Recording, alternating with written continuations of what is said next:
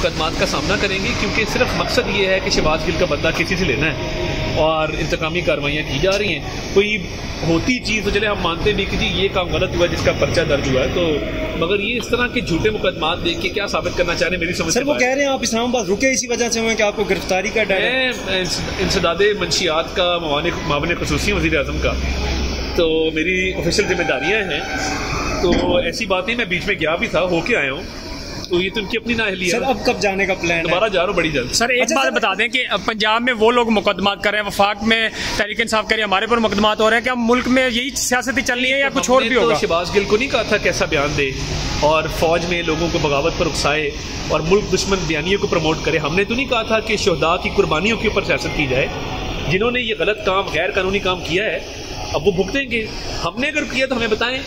तो ये अब इन्होंने ये बातें की हैं जिन पे पर्चे हुए हैं, जिन पे कानूनी कार्रवाई हो रही है, अदालती कार्रवाई चल रही है, तो अब हमारे खिलाफ उसके बदले में छोटे छोटे ये इस तरह के मुकदमात बनाए जा रहे हैं झूठे हमलों के, तो ये तो कोई बात नहीं। खान साहब के खिलाफ जो दहशतगर्दी का मुकदमा दर्ज हुआ है, इस पर क्या समझते हैं? सही है ये? दहशतगर्दी की एक्ट अगर आप एक जज को नाम से पुकार के थ्रेट कर रहे हैं तो आपका जुडिशल निज़ाम किधर जाएगा? कौन बात मानेगा? अगर इमरान खान एक ताकतवर आदमी है और वो एक इस तरह की स्टेटमेंट देता है किसी जज के खिलाफ और वो ये समझता है कि वो रूल ऑफ लॉ से ओवर एंड अबव है, तो ये तो बात ठीक नहीं है। सर पूरी दुनिया में सवालात उठाए जा रहे हैं इस हवाले से। देखिए, तनकीद हो रही है पाकिस्तान के सिस्टम पर हो रही है। पाकिस्तान के सिस्टम पे तब तनकीद नहीं थी जब लीडर ऑफ अपोजिशन को बंद कर दिया था, 2 दफ़ा जेल में डाला, जब मरीम नवाज शरीफ को मौत की चक्की में डाल दिया, जब राना सनाउल्लाह पे मंशियात डाल दी थी, उससे बढ़ के क्या है? ये तो फिर भी जराइम साबित हो रहे हैं, ये सबूतों के साथ है। वो सबूतों के बगैर था।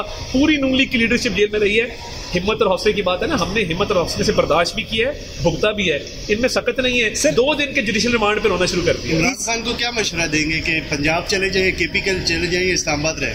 वो अब उनके लिए बेहतर है कि वो जेल ही चले जाए। अच्छा, आखिरी बता दें, सहाफियों को जो ऑफर किया जा रहा है, आप इसके हक में जो रोजाना कोई ना कोई सहाफी ऑफर हो जाता है? आरिफ हमीद भट्टी साहब, तकरीबन 25 सहाफी इनके दौर में ऑफर हुए थे, शोज बंद हुए थे, तलत हुसैन से लेके मैं आपको क्या क्या नाम गिनवाऊं सर। अब देखिए, एक रेड लाइन है, आप ये नहीं कर सकते कि एक भारत का स्पॉन्सर्ड या मुल्क दुश्मन एजेंडा और बयानिया आप प्रमोट करना शुरू कर दें। आप फौज के इंस्टीट्यूशन में म्यूटनी पे लोगों को प्रोवोक करें, बगावत पर उकसाएं। एक लिमिट है।